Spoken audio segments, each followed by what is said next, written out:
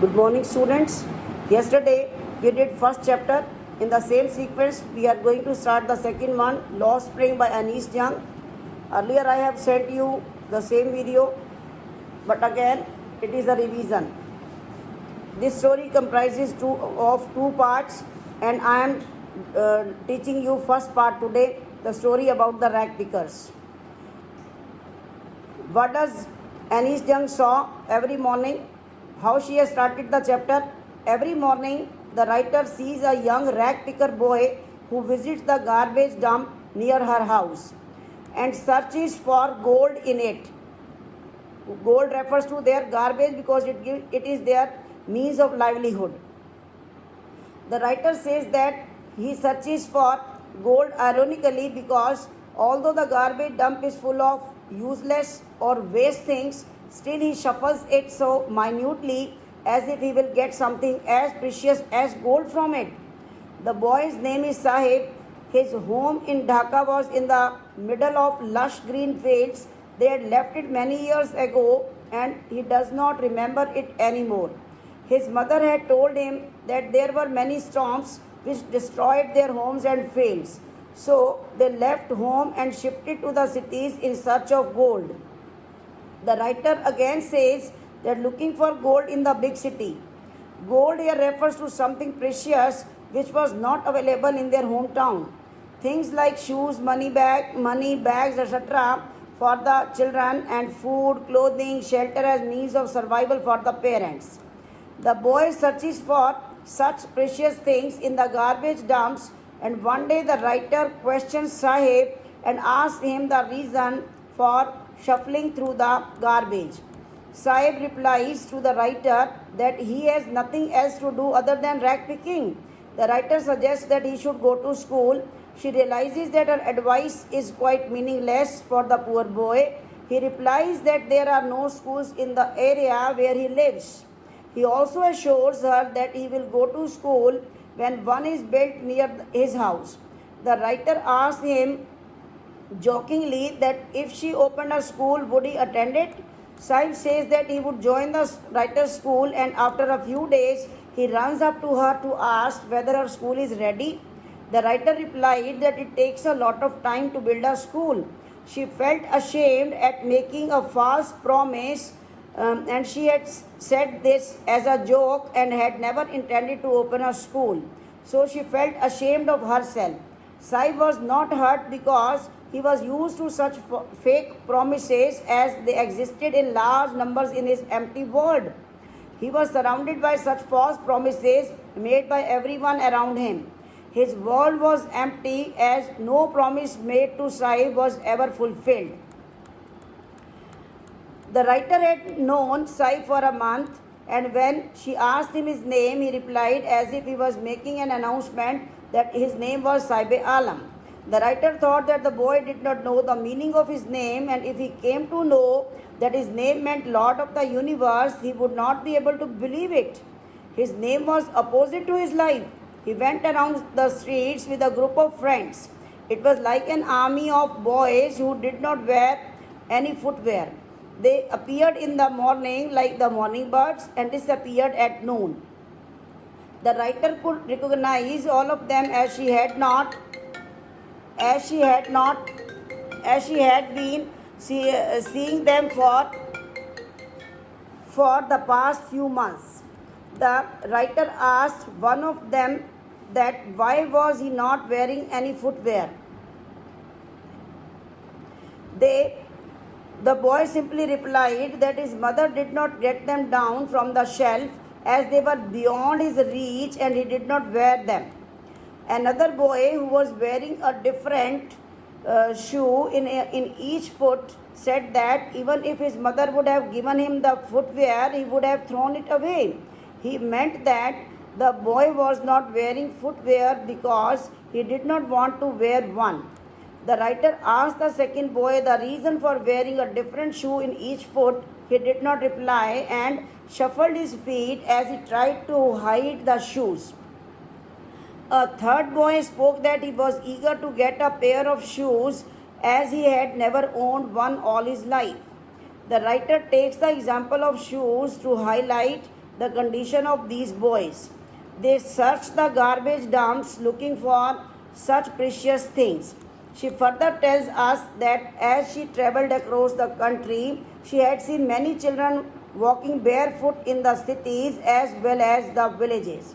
They reasoned that they were barefoot not due to lack of money to buy footwear, but being barefoot was a tradition of them. The writer wondered and concluded that the reason of it being a tradition was a mere excuse to hide the fact that they were so poor that they could not afford footwears. Then the writer narrates a story told to her by a man from Udupi. Udupi is a town in Karnataka. When he was a young boy, he would walk to school, and on the way he would cross a temple where his father worked as a priest. He would stop at the temple and pray to God to bless him with a pair of shoes. After 30 years, the writer visited the town and the temple. Now the place was nearly empty. The new priest lived in the backyard of the temple. Plastic chairs in red and white color were kept there. A young boy came running and he was wearing grey colored school uniform, socks, shoes, everything. He had a school bag hung on his shoulders. He threw it on the bed and ran away. The writer wants to say that the financial position of the priest at the temple had improved over the last 30 years. Now he could afford shoes for his children, and she was reminded of another boy who got a pair of shoes. He prayed to the goddess that he may never lose the shoes that he had got. The goddess had granted his prayer as the boy never lost his footwears. This shows us that the underprivileged value anything that they get because they have been longing for it, they have been wishing for it. And then the writer describes the area where these rag pickers live. And Simapuri, located on the outskirts of Delhi, was very different from the capital of the country. In 1971, when these rag pickers had migrated from Bangladesh, the area had been a wasteland.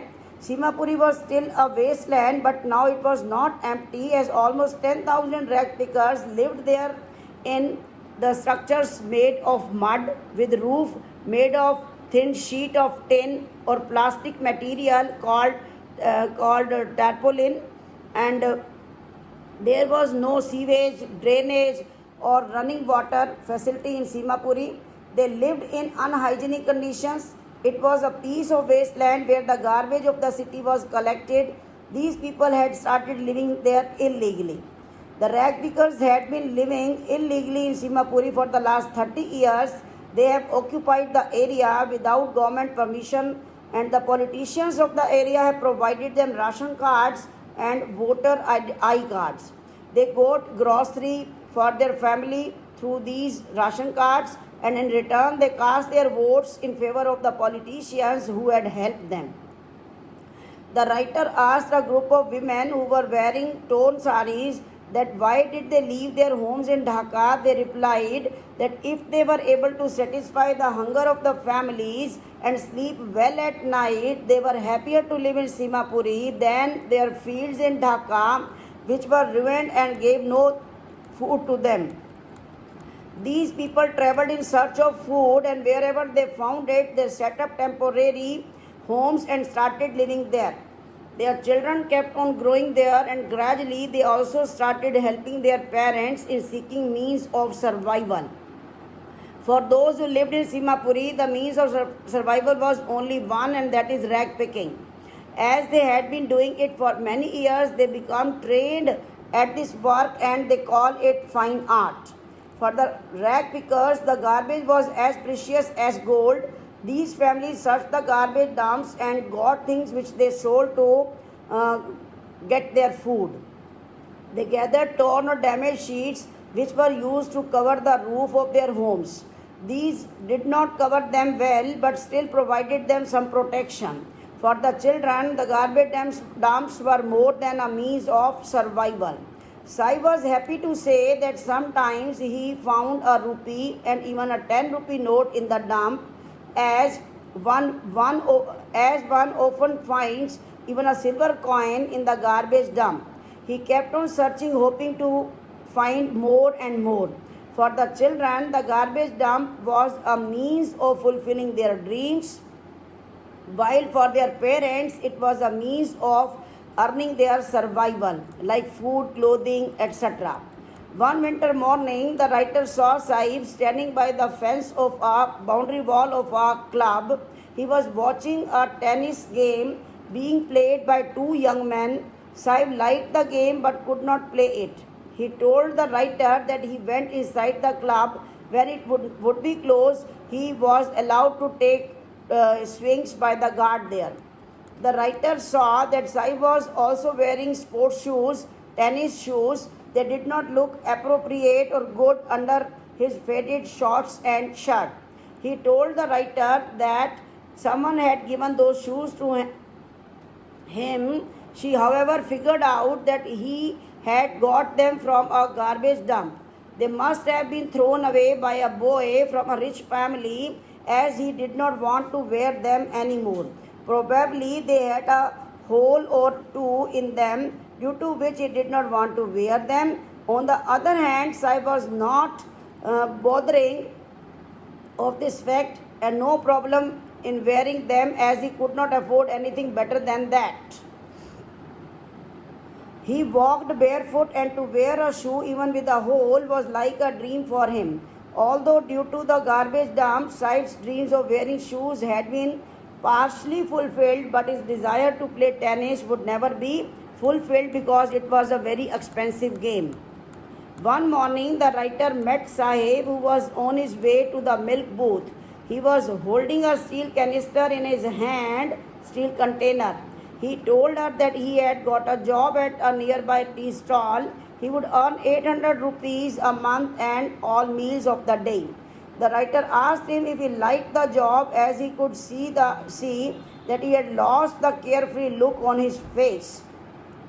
As now Sai was working for someone else and was carrying the master's container, he was burdened with responsibility. Earlier, as a rag picker, Sai would carry his own bag and was his own master. Now he was no longer the master of his will. Thank you.